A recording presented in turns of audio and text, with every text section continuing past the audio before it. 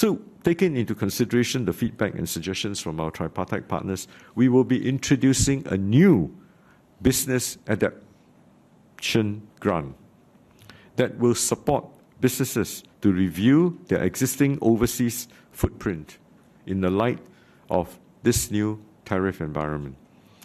Businesses who export to and or have operations in overseas market and are impacted by the tariffs will be able to tap on this Business Adaptation Grant, Business Adaptation Grant, to assess the tariff impact and obtain advisory on supply chain optimization.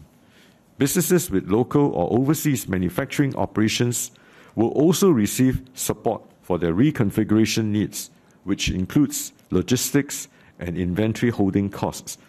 This grant will be available by October this year and for a time-bound period of 2 years.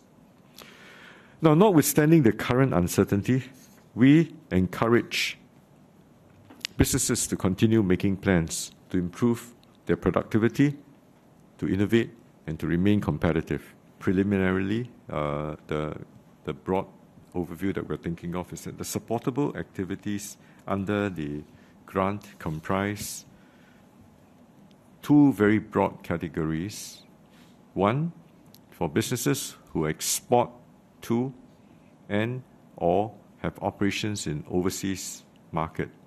That's the first broad category. So we will provide the grant for both the FTA and trade compliance advisory, meaning that we will offer this support services as a grant to see how they can diversify. And of course, the second part is on legal and their contractual advisory. And the third part for supply chain optimization and market diversification advisory. So this is for the first group, the broad-based businesses who export to and or if they have operations in overseas market.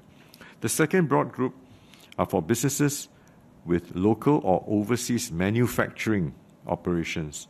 Then the grant can cover reconfiguration costs such as logistics as well as the inventory holding costs. So broadly, with that, actually it covers quite a substantive portion of that volatility and the uncertainty. The exact details when we come up, when the grant is ready in October, you will get the details in due course.